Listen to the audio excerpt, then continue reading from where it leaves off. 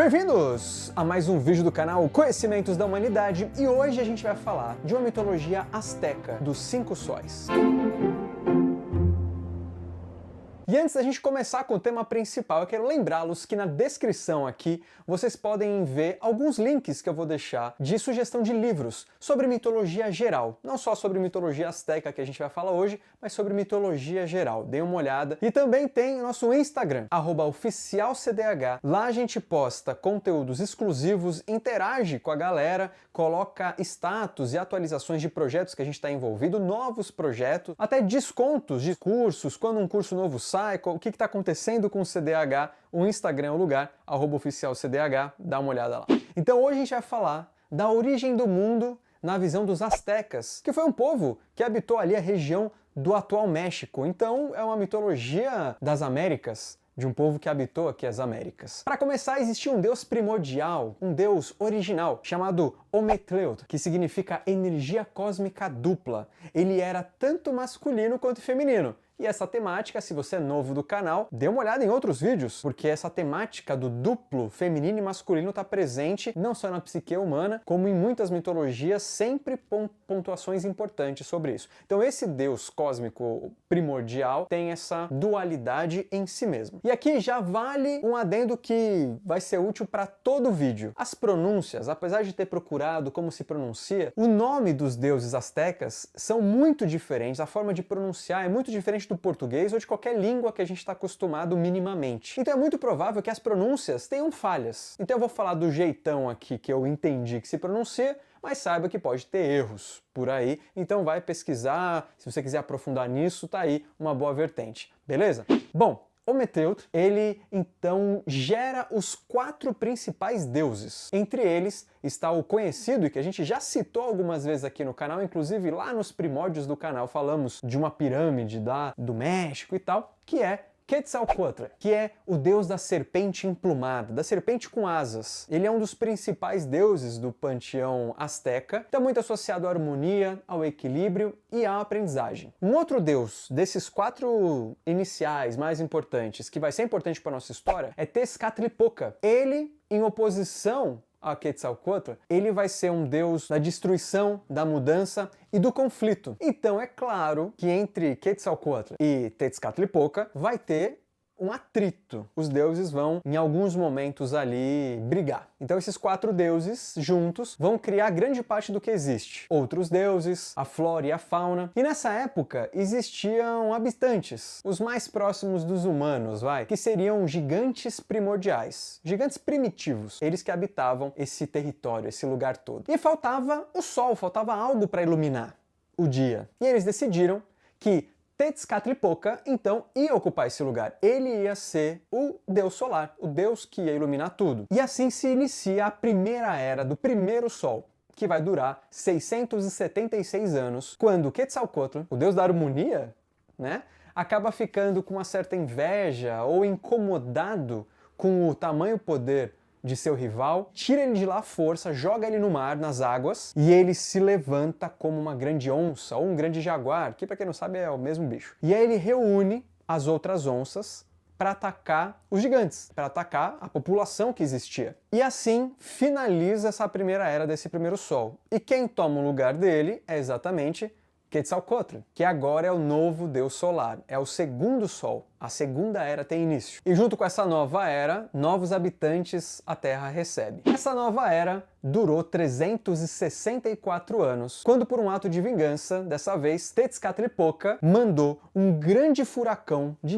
enormes proporções para acabar com toda a Terra, inclusive com Quetzalcóatl, que agora ele estava soberanão, tranquilão, como o Sol. Acabando com a população e com essa segunda era, os deuses, todos eles, não só os 4, todos os deuses se reuniram e chegaram à conclusão de que essa briguinha entre Quetzalcóatl e Tezcatlipoca não ia dar em nada. Esse caos criado e a tentativa de ter uma ordem no meio desse caos não estava dando muito certo. Então eles elegem o deus da fertilidade e da chuva como o terceiro sol, iniciando essa terceira era, Tlaloc.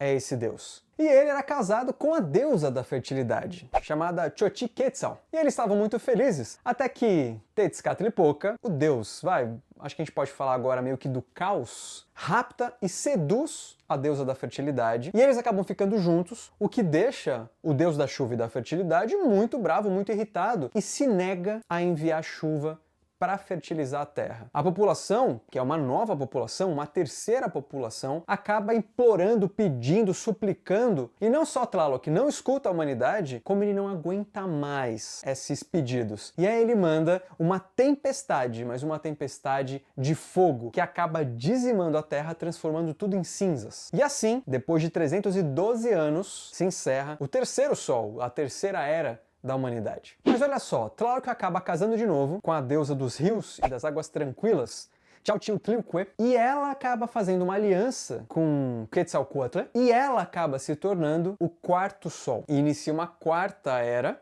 com uma quarta humanidade. E depois de mais de 600 anos de novo, Tezcatlipoca acaba vindo pra ela, escondidinho assim, e fala assim, ó, eu sei que você não ama essa humanidade aí. Eu sei que você só quer as benesses de ser uma deusa. Você só quer que as pessoas te deem coisas. Mas benevolência mesmo, você não tem nenhuma. Você não ama ninguém. Ela fica muito triste e começa a chorar. E chorar muito. Provocando um dilúvio que dura 52 anos. Toda a humanidade acaba virando peixe, com exceção de um homem e uma mulher. Esse homem e essa mulher fecharam um acordo com Tezcatlipoca. Eles conseguiriam sobreviver com apenas uma espiga de milho cada um até chegar em terra firme, e eles continuariam sendo seres humanos. Mas para isso, eles deveriam se alimentar somente desse milho. Mas, quando a água baixou e eles finalmente chegaram em terra firme, eles pegaram um peixe, assaram e comeram. Aí, Tezcatlipoca, com o acordo rompido, transformam eles em cachorros. Olha aí, daí vem o cachorro. Há quem diga que essa transformação se deu porque ele tirou a cabeça dos dois e colocou na bunda. E isso teria os transformados em cachorros. Até que finalmente, acabado tudo isso, Tezcatlipoca e Quetzalcoatl se juntaram. Chega disso.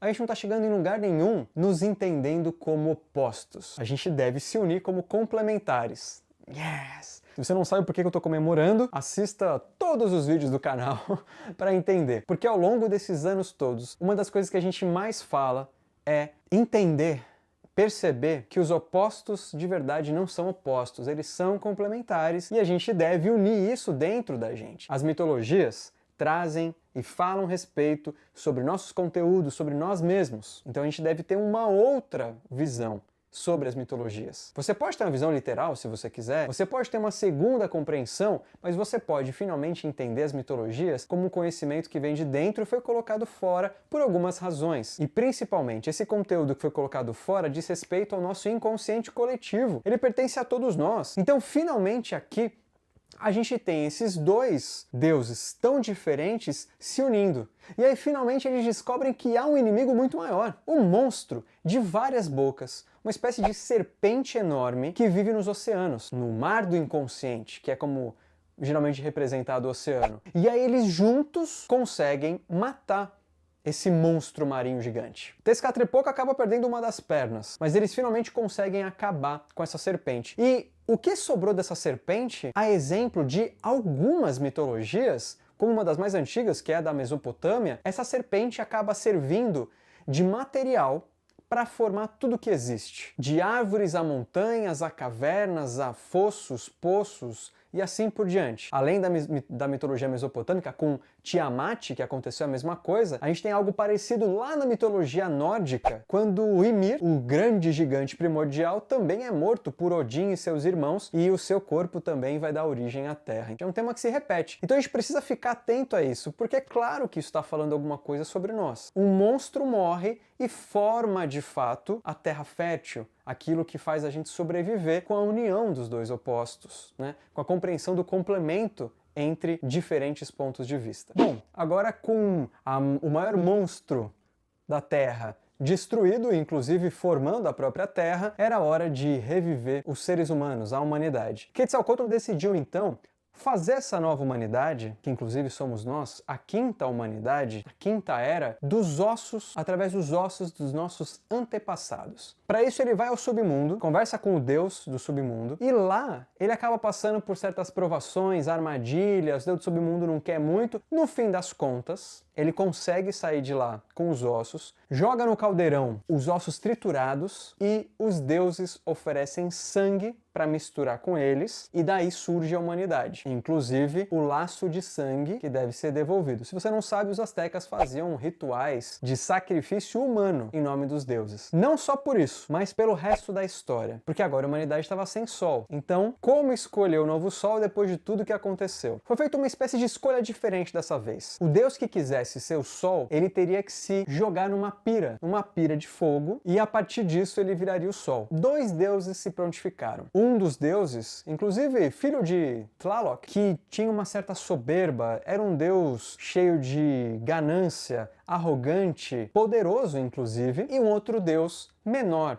mais humilde, sem muitas posses, sem muito poder, e os dois decidiram então ser o deus do sol. Então teve toda uma preparação, eles precisavam dar sangue primeiro, e aí cada um deu de um jeito. Chegou na hora do vamos ver, o deus, esse deus mais pomposo e arrogante, chegou no fogo e recuou. O deus mais humilde em termos de humildade mesmo, mais simples, sem soberba, se jogou sem pensar duas vezes, e ele se tornou um sol. Quando o outro deus viu aquilo, ele foi atrás. Ele acabou se jogando também no fogo e virou o segundo sol. O quinto duas vezes, né? O quinto sol duas vezes, porque já tivemos 4, esse seria o quinto sol. Só que por conta de todo esse posicionamento, toda essa arrogância, não, eu não vou entrar nesse fogo e tal, preso inclusive, provavelmente preso a tudo que ele já tinha, como é que ele ia se libertar de tudo aquilo? Um dos deuses mais sábios acabou jogando um coelho no sol, ele meio que esfriou, ocultou parte do seu brilho e se tornou a lua. Então, para quem não sabe, parte ali, como uma pareidolia,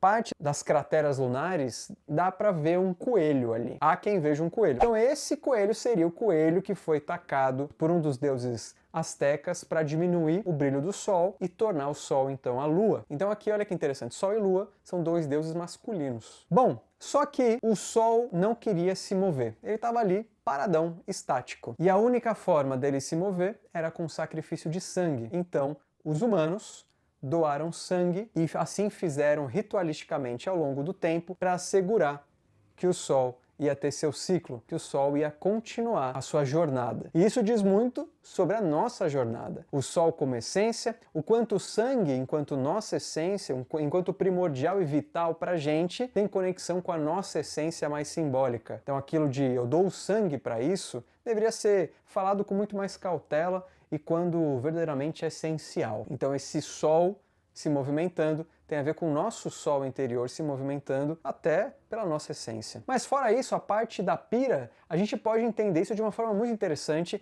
e muito simples também. A arrogância versus a simplicidade e a humildade pela transformação que o fogo causa. O fogo, que em certas vertentes é o mental, em outras o espiritual, que causa polêmica, que a gente já falou aqui nos Conhecimentos da Humanidade, mas não vamos entrar nessa polêmica. Aqui o principal é a transformação que o fogo causa, inclusive na alquimia, como um princípio ali transformador, e que quem está preparado para desapegar do que construiu até agora para se tornar algo muito mais essencial como o Sol. Então, o que não está verdadeiramente preparado vai se tornar um reflexo do Sol, muito próximo do que a carta da Lua no tarô pode representar. Existem outras historinhas menores, como por exemplo a alimentação da humanidade por meio das sementes de uma gruta que é aberta por um dos deuses, onde as formigas levam grãos, e outras histórias menores também existem, vocês podem aprofundar e de repente a gente traz aqui no canal. Enquanto isso, deixa aqui nos comentários o quanto de sangue você dá